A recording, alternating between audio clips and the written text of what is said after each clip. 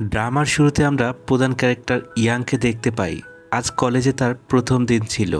ভিড় বেশি থাকার কারণে লোকজনের ধাক্কাধাক্কিতে ইয়াংয়ের জিনিসপত্রগুলো নিচে পড়েই যাবে, ঠিক তখনই একদম কিউট দেখতে একটা মেয়ে এসে সেগুলো ধরে নেয়। আর এই মেয়েটির নাম হলো জাও।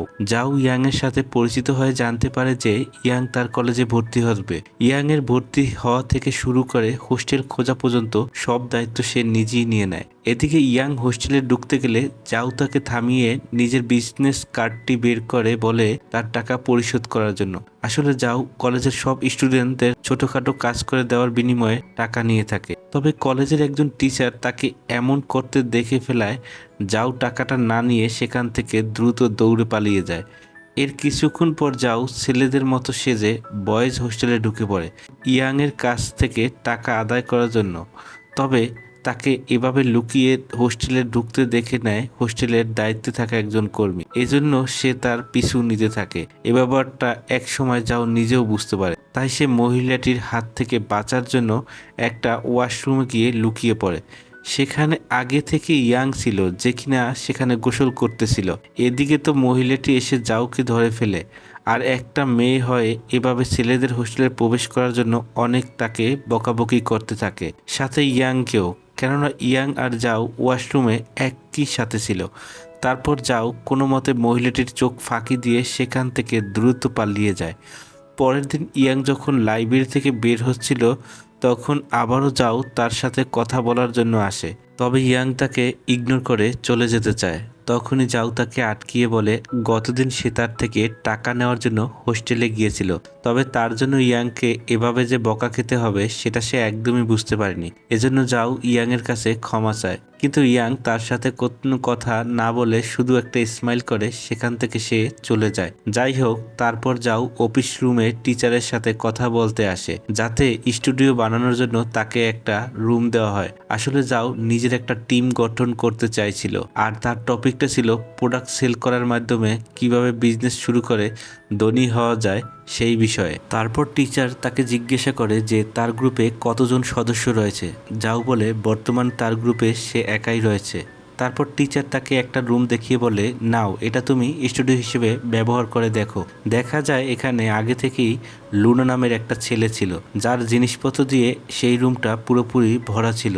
তাছাড়া লুনাও যাওয়ের মতো ওর গ্রুপে একাই ছিল, আর লুনার গ্রুপটা ছিল চলচ্চিত্র কিভাবে নির্মাণ করতে হয় সেই বিষয়ের উপর। এখন স্টুডিওতে কে থাকবে সেটা নিয়ে যাও আর লুনা ঝগড়া করতে শুরু করে। তখনই টিচার তাদেরকে থামিয়ে বলে যে আগে গ্রুপে নতুন মেম্বার অ্যাড করতে পারবে সেই এই রুমটাতে থাকতে পারবে। যাই হোক, এর কিছুক্ষণ পর কলেজে একটা অনুষ্ঠান শুরু হয়। সেখানে গিয়ে তারা দুজন তাদের গ্রুপে জয়েন করানোর জন্য অনেক স্টুডেন্টদেরকে অফার করে। অনেক চেষ্টা করে তারা কাউকেই তাদের গ্রুপে জয়েন করাতে পারে না। এদিকে এই ফাংশনে ইয়াংও এসেছিল। এই সময় তারা দুজন ইয়াংকে নিয়ে টানাটানি করতে থাকে যাতে সে তাদের গ্রুপে জয়েন হয়। তারপর দেখা যায় ইয়াং লুনার গ্রুপে জয়েন হয় এবং তার গ্রুপে ফর্ম ফিল আপ করে। এজন্য লুনা ইয়াংকে নিয়ে যায় তাদের স্টুডিওটা দেখানোর জন্য।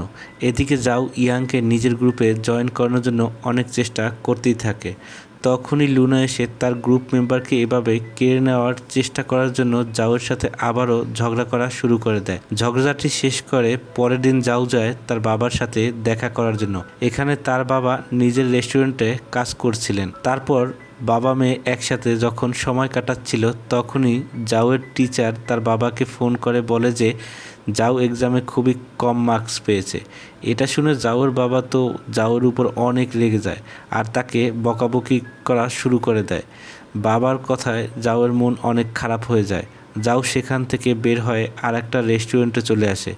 এখানে এসে সে অনেক বেশি ড্রিঙ্কস করে ফেলে, আর ড্রাঙ্ক অবস্থায় বাসের জন্য সে বাস স্টপে ওয়েট করতে থাকে। এদিকে সেখানে ইয়াংও দাঁড়িয়েছিল বাস আসার জন্য। বাস আসার পর ড্রাইভার তাদেরকে ভিতরে ঢুকতে দেয় না, কারণ যাও ড্রাঙ্ক অবস্থায় ছিল আর ইয়াংও তার পাশেই দাঁড়িয়েছিল। তাই বাস ড্রাইভার মনে করে সেও হয়তো ড্রিঙ্কস করেছে।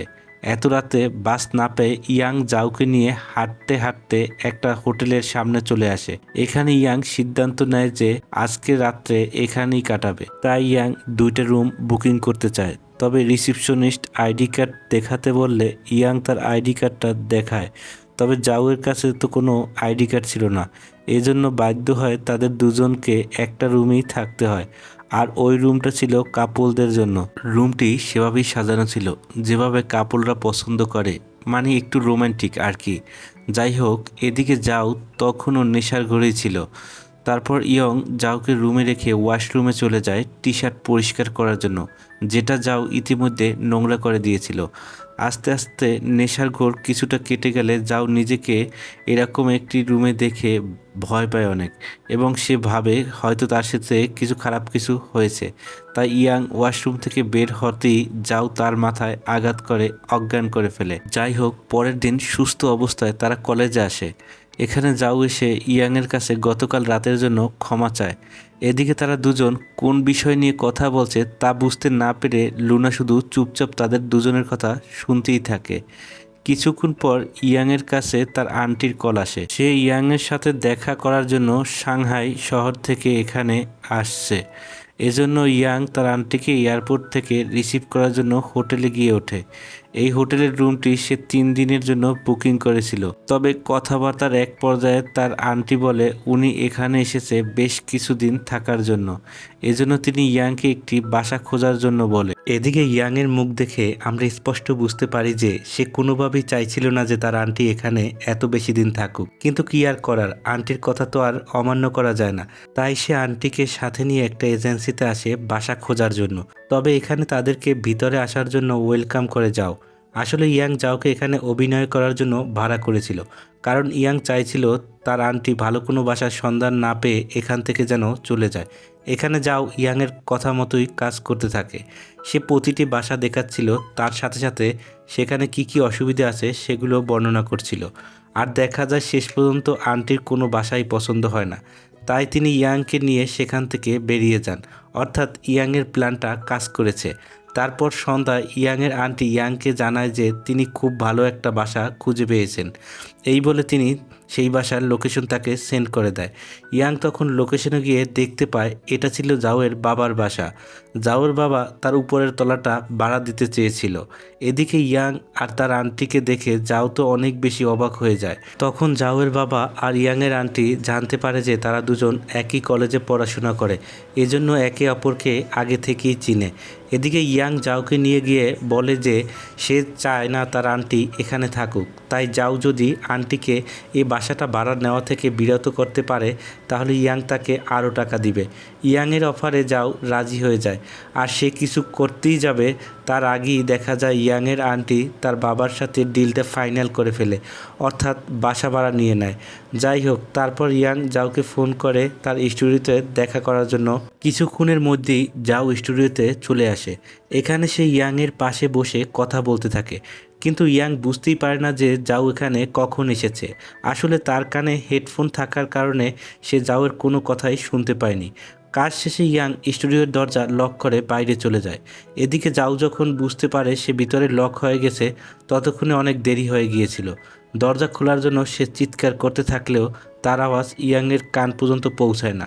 এদিকে চার্জ না থাকায় তার ফোন বন্ধ হয়ে যাওয়ায় ইয়াংকে কল করে বলতে পারছিল না।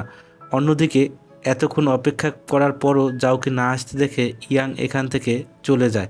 পরের দিন সকালে লুনা এসে দরজা খুলে ভিতরে জাওকে দেখে চমকে যায়। এখানে জাওকে দেখে আমরা বুঝতে পারি সারা রাত এখানে থাকার জন্য সে ইয়াংয়ের উপর অনেক বেশি রেগেছিল। তাছাড়া সারা রাত সোফায় ঘুমানোর জন্য তার গাঢ় ব্যথা হয়ে গিয়েছিল, তাই সে গাড় ব্যাকা করে হাঁটছিল, যেটা দেখে রাস্তার লোকজন হাসাহাসি করছিল।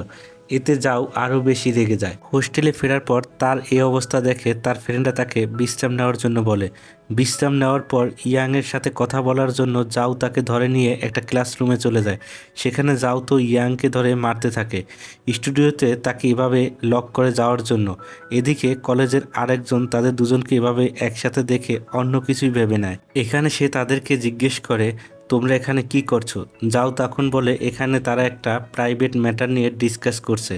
ইয়াংও তখন তার সাথে তাল মিলাতে থাকে, এজন্য সে আর কিছুই না বলে এখান থেকে চলে যায়। এরপর ইয়াং তার আন্টির সাথে দেখা করতে আসে। আন্টি জানায় তার কাছে এই শহরটা অনেক বেশি ভালো লেগেছে, এজন্য তিনি সিদ্ধান্ত নিয়েছেন ইয়াংয়ের গ্রাজুয়েশন কমপ্লিট হওয়ার আগ পর্যন্ত তিনি এখানেই থেকে যাবেন। এতে ইয়াং দুশ্চিন্তায় পড়ে যায়, এখন সে আর কী বা করবে। তারপর ঘুরতে ঘুরতে সে জাওয়ের বাবার রেস্টুরেন্টে চলে আসে। দেখা যায় সেখানে এক গুন্ডা টাইপের কাস্টমার জাওয়ের বাবার সাথে অনেক ঝামেলা করছিল। এক পর্যায়ে লোকটি জাওয়ের বাবার গায়ে হাত তোলে। এটা দেখে ইয়াং লোকটাকে মেরে সেখান থেকে বের করে দেয়। গুন্ডা লোকটার হাত থেকে জাওয়ের বাবাকে বাঁচানোর জন্য জাও তাকে অনেক ধন্যবাদ জানায়। এমনকি ক্লাসরুমে ইয়াংকে ওইভাবে মারার জন্য সরি বলে। এখানে ইয়াং তো ভাবতেই পারেনি যে জাও তাকে সরি বলবে। যাই হোক, তারপর ইয়াং জানায় তার আন্টি এখানে তার গ্র্যাজুয়েশন কমপ্লিট হওয়া পর্যন্ত থাকার প্ল্যান করেছে। তাই জাও যদি তার আন্টিকে কোনোভাবে এখান থেকে আবারও সাংহাই শহরে পাঠিয়ে দিতে পারে তাহলে এই কাজের জন্য সে অনেক টাকা পাবে। আর এভাবে টাকা ইনকাম করতে জাওয়ের অনেক বেশি ভালো লাগতো, এজন্য সে এটা করতে রাজি হয়ে যায়। যাই হোক, তারপর জাও ইয়াংয়ের আন্টিকে ভয় দেখানোর জন্য তার এক ফ্রেন্ডের কাছ থেকে ভালো করে ভূতের মেকআপ করে আসে। এদিকে ইয়ানের আন্টি যখন তার রুমে একা ছিল তখন জাও লুকিয়ে লুকিয়ে সেখানে প্রবেশ করে যাতে করে সে ভূতের ভয় পেয়ে বাসা ছেড়ে চলে যায়। কিন্তু মজার বিষয় হলো এখানে এসে জাও আন্টির মুখে ফেসিয়াল দেখে সে নিজেই ভয় পেয়ে চিৎকার করতে শুরু করে এবং সেখান থেকে দৌড়ে পালিয়ে চলে যায় এবং নিচে এসে তার সাথে দেখা হয় ইয়ানের। ইয়ান তো প্রথমে জাওকে দেখে চিনতেই পারছিল না। যাই হোক, তারপর জাও ইয়ানকে বলে আমি তোমার আন্টিকে ভয় দেখানোর জন্য গিয়েছিলাম, কিন্তু উনাকে দেখে উল্টো আমি নিজেই ভয় পেয়ে পালিয়ে এসেছি।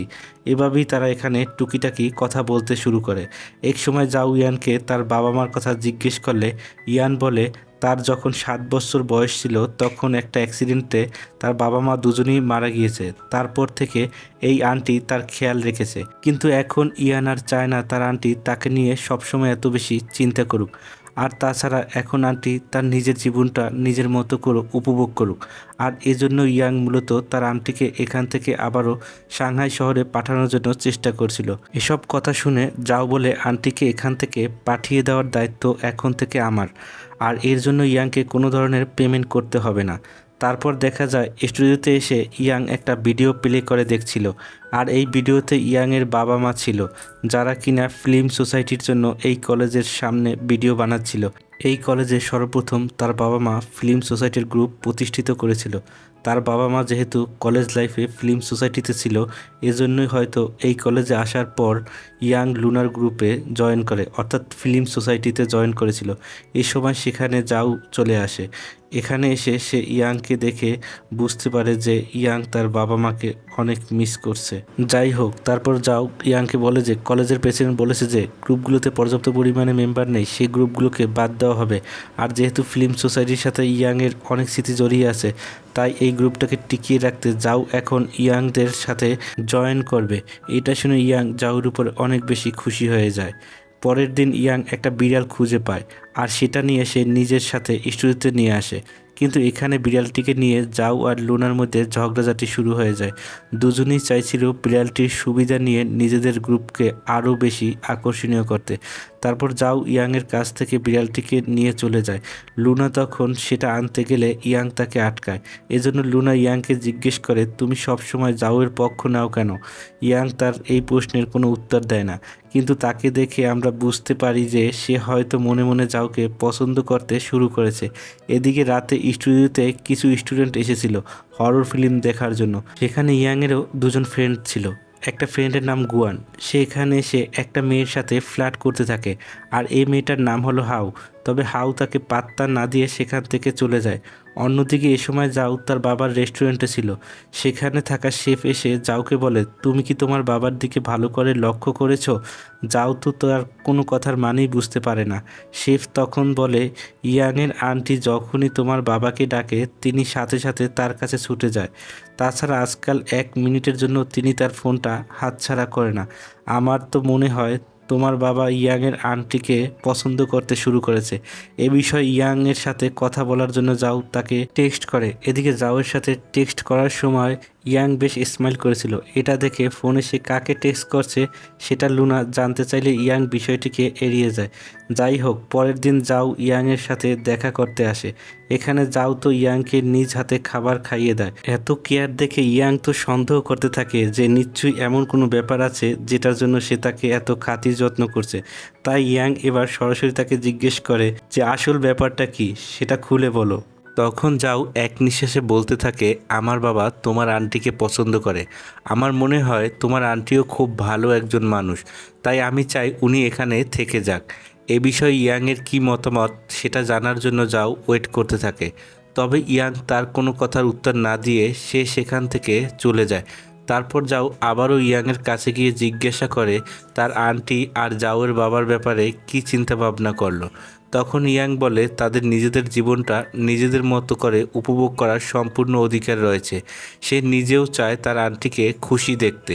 এজন্য এরা দুজন এবার পরিকল্পনা করতে থাকে কিভাবে যাওয়ের বাবা আর ইয়াংয়ের আন্টি মিলিয়ে দেওয়া যায়।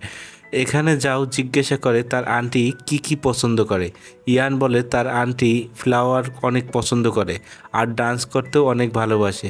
এর পরের সিনে দেখা যায় একজন লোক এসে যাওয়ের বাবার হাতে একটা সুন্দর ফুলের তোড়া দিয়ে যায়, যাতে করে এই ফুল দিয়ে যাওয়ের বাবা তার আন্টিকে প্রপোজাল করতে পারে।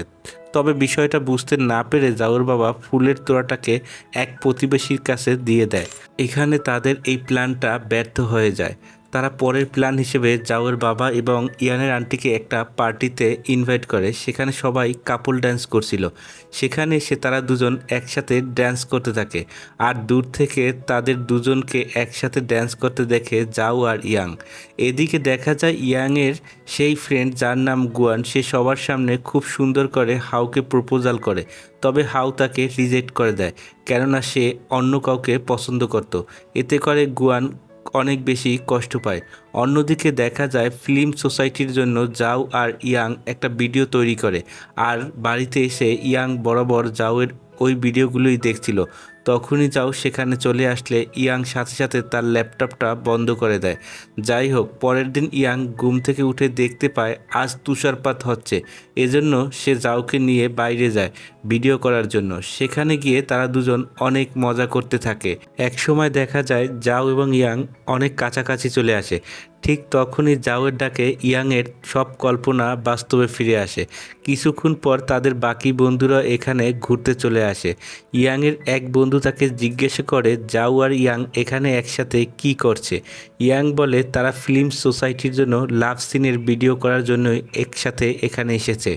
তারপর সবাই মিলে এখানে অনেক আনন্দ করতে থাকে। যাই হোক, তারপর দেখা যায় যাও আর ইয়াং বাস্কেটবল খেলা দেখার জন্য এসেছিল, কিন্তু এখানে ভিতরে ঢোকার টিকিট যাও কোথাও একটা হারিয়ে ফেলেছিল। এজন্য তাদেরকে আর ভিতরে ঢুকতে দেওয়া হয় না।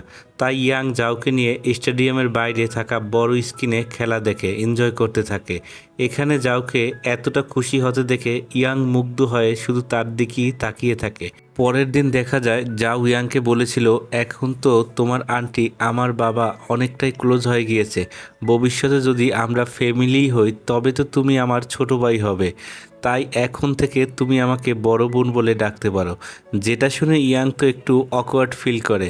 যাই হোক, তারপর ইয়াং তাকে জিজ্ঞাসা করে তোমার জন্মদিন কবে। যাও তার জন্মদিনের তারিখ বললে দেখা যায় ইয়াং আর যাও এর জন্মদিনের তারিখ একই দিনে, আর ইয়াং যাওয়ের থেকে কয়েক ঘন্টা বড়। এজন্য ইয়াং এবার তাকেই বড় ভাই বলে ডাকার জন্য বলতে থাকে। তারপর তারা স্টুডিওতে চলে যায় আর এখন অনেকেই যাও আর লুনার গ্রুপে জয়েন করেছে। এজন্য তাদের গ্রুপটা অনেক বড় হয়েছে। তাই এক সাইডে যাওয়ের গ্রুপের মেম্বাররা উচ্চস্বরে গান গাওয়ার প্র্যাকটিস করছিল, আর অন্যদিকে লুনার গ্রুপের মেম্বাররা তাদের নিজেদের কাজগুলো ঠিকভাবে করতে পারছিল না, কারণ এত উচ্চস্বরে গান গাওয়ার কারণে তাদের অনেক ডিস্টার্ব হচ্ছিল। এজন্য লুনা এসে যাওয়ের সাথে এ নিয়ে ঝগড়া করতে শুরু করে, আর এখানে কেউই তো কারো থেকে কম না, যার ফলে কেউই ঝগড়া থামাচ্ছিল না। তখন ইয়াং এসে তাদের দুজনকে থামায় আর একটা আইডিয়া দেয় সময় ভাগ করে নেওয়ার জন্য, যাতে করে এক গ্রুপের জন্য অন্য গ্রুপের কোনো অসুবিধা না হয়। এক কথায় যাও আর লুনা দুজনেই রাজি হয়ে যায়। তারা ডিসাইড করে একে অন্যকে ডিস্টার্ব করবে না। যাই হোক, তারপর তারা কাজ করার সময় লুনাকে বেশ চিন্তিত থাকতে দেখা যায়। এ কারণে ইয়াং এসে তাকে জিজ্ঞাসা করে কি নিয়ে সে এত বেশি চিন্তা করছে। লুনা বলে শর্ট ফিল্ম তৈরি করার জন্য। সে কোনো টপিকই খুঁজে পাচ্ছে না। আর এখন ইয়াং যেন তাকে এই বিষয়ে সাহায্য করে। ইয়াং তখন আশেপাশে তাকিয়ে কোথাও জাউকে দেখতে না পেয়ে লুনার কাছে জিজ্ঞাসা করে জাউ কোথায়। তখন লুনা বলে জাউ এই ঠান্ডার মধ্যেই তার প্রোডাক্ট সেল করার জন্য বাইরে চলে গেছে। এই কথা শুনে তার সাথে দেখা করার জন্য ইয়াং সেখানে চলে আসে। এখানে তারা দুজন একসাথে প্রোডাক্টগুলো সেল করে আর নিজেদের মধ্যে অনেক সুন্দর কিছু সময় কাটায়। এই সময় ইয়াং জাউয়ের শুজ খোলা দেখে সেটাকে আবারও সুন্দর করে বেঁধে দেয়। ইয়াংয়ের এই ছোট ছোট কেয়ারগুলো দেখে জাউয়ের কাছে খুবই ভালো লাগতে শুরু করে। পরের দিন লুনা আর ইয়াং তাদের শর্ট ফিল্মের প্রধান চরিত্রে অভিনয় করার জন্য কয়েকজন স্টুডেন্টদের ইন্টারভিউ নিতে থাকে, তবে তাদের মধ্যে কেউই ভালোভাবে অ্যাক্টিং করতে পারছিল না। এজন্য হতাশ হয়ে তারা দুজন বাইরে চলে আসে। এদিকে দেখা যায় স্টুডিও রুমে রাখা ড্রিঙ্কস বৈদ্যুতিক বোর্ডের উপরে পড়ে, সেখানে শর্ট সার্কিটের জন্য ধোঁয়া উঠতে শুরু করে। কিছুক্ষণ পর ইয়াং ফিরে এসে দেখতে পায় স্টুডিওর সামনে অনেক ভিড়। এখানে এসে জানতে পারে ভিতরে শর্ট সার্কিট হয়েছে আর জাউ এখানে ভিতরেই রয়েছে। এটা শুনে ইয়াং কোনো কিছু না ভেবেই জাউকে বাঁচানোর জন্য ভিতরে ঢুকে পড়ে। ভিতরে এসে জাউকে দেখতে থাকে সে ঠিকঠাক আছে কিনা। জাউ বলে আমার কিছুই হয়নি, এখানে শুধুমাত্র ধোঁয়ার সৃষ্টি হয়েছে। যাই হোক, পরের দিন কলেজের প্রফেসর লুনা আর জাউকে অফিসে ডাকে এবং গত রাতে স্টুডিওতে এরকম একটা ঘটনা ঘটার জন্য তাদের দুজনকে বকাবকি করতে থাকে, যার জন্য তাদের মনটা অনেক খারাপ হয়ে যায়। তাই তাদের মন ভালো করার জন্য ফ্রেন্ডরা সবাই মিলে তাদের নিয়ে রেস্টুরেন্টে যায়। সেখানে সবাই তাদেরকে চেয়ার আপ করতে থাকে। এতে জাউ আর লুনার মনটা অনেকটা ভালো হয়ে যায়। এর পরের সিনে দেখা যায় লুনা ইয়াংকে বলতেছিল তারা যে শর্ট ফিল্মের জন্য মেইন ক্যারেক্টার সিলেক্ট করেছিল তারা এখন এই রুলটি করবে না বলে জানিয়ে দিয়েছে। এখন কি করা যায় এ নিয়ে লুনা চিন্তিত হয়ে পড়ে। ইয়াং বলে বিষয়টা তুমি আমার উপর ছেড়ে দাও। এই বলে সে জাউয়ের কাছে যায়। জাউ এবং তার টিম মেম্বাররা তাদেরকে ফুল সাপোর্ট করবে বলে কথা দেয়। এ বিষয়ে জাউয়ের সাথে লুনারও কথা হয়ে যায়। এরপর থেকে এই দুই গ্রুপের মেম্বাররা মিলে ফিল্ম তৈরি করার কাজে লেগে পড়ে আর প্রডিউসার হিসেবে তারা কলেজের প্রেসিডেন্টকেই রেখে দেয়। তাছাড়া এই ফিল্মে প্রধান চরিত্রে অভিনয় করেছিলেন জাউ এর টিমের দুইজন মেম্বার। এদিকে ফিল্মের শট নেওয়ার জন্য নায়ক নায়িকার জায়গায় ইয়াং নিজেকে এবং জাউকে কল্পনা করতে শুরু করে। ফিল্মের কাজ সুন্দরভাবে সম্পূর্ণ হওয়ার আনন্দে তারা সবাই মিলে সেলিব্রেট করতে শুরু করে। এখানে দেখা যায় গুয়ান সব সময় জাউয়ের আশেপাশে ঘুরছিল। এ থেকে বোঝা যায় যে সে হয়তো জাউকে পছন্দ করতে শুরু করছে। পরের দিন সন্ধ্যায় জাউ এবং তার পুরো টিম প্রোডাক্ট সেল করার জন্য একটা স্থানে অনেকগুলো দোকান দেয়, অনেকটা মেলা টাইপের আর কি। কিন্তু সেখানে তেমন একটা লোক না আসায় তাদের প্রোডাক্টগুলো বিক্রি হচ্ছিল না। এই ব্যাপারটা নিয়ে জাউ অনেক বেশি চিন্তিত ছিল। জাউকে এত চিন্তিত দেখে গুয়ান বলে সে বাইরে যাচ্ছে কিছু লোকজনকে ডেকে আনার জন্য। এরই মধ্যে দেখা যায় ইয়াং এবং লুনা সহ তাদের পুরো টিম সেখানে এসে হাজির হয় তাদেরকে সাহায্য করার জন্য। আর তাদের দেখা দেখি আশেপাশের অনেকেই এখানে আসে আর নিজেদের পছন্দ মতো জিনিসপত্র কিনতে শুরু করে। এটা দেখে জাউ লুনাকে ধন্যবাদ জানায়। যাই হোক, আগে তো দুজনের মধ্যে সব সময় ঝগড়া লেগেই থাকতো, তবে এখন থেকে তারা দুজনে একে অন্যের ভালো বন্ধু হয়ে যায়। এদিকে গুয়ান লোকজন নিয়ে আসার কথা বলে শুধুমাত্র একটা ছেলেকে কোনোভাবে বুঝিয়ে মেলা দেখানোর জন্য এখানে নিয়ে আসে। তবে এখানে এসে সে এরকম জাঁকজমক পরিবেশ দেখে অনেকটাই অবাক হয়ে যায়। তারপর ভিতরে এসে সে দেখতে পায় এখানে দুই গ্রুপের মেম্বাররাই কাজে সাহায্য করছিল। এদিকে একটা দোকানে ইয়াং জাউকে সাহায্য করছিল, যা দেখে সে নিজেও তাদেরকে সাহায্য করতে চলে আসে। এভাবেই ইভেন্ট শেষ করে হোস্টেলে ফেরার সময় জাওয়ের এক ফ্রেন্ড তাকে বলে তোমার আর ইয়াংয়ের এখন রিলেশনশিপে যাওয়া উচিত। আমি নোটিশ করেছি ইয়াং সবসময় তোমাকে কতটা কেয়ার করে। যাও রাজি ছিল না, আসলে বিষয়টা এমন না যে সে ইয়াংকে পছন্দ করে না, কিন্তু তবুও সেই ইয়াংয়ের সাথে রিলেশনশিপে যেতে রাজি হয় না।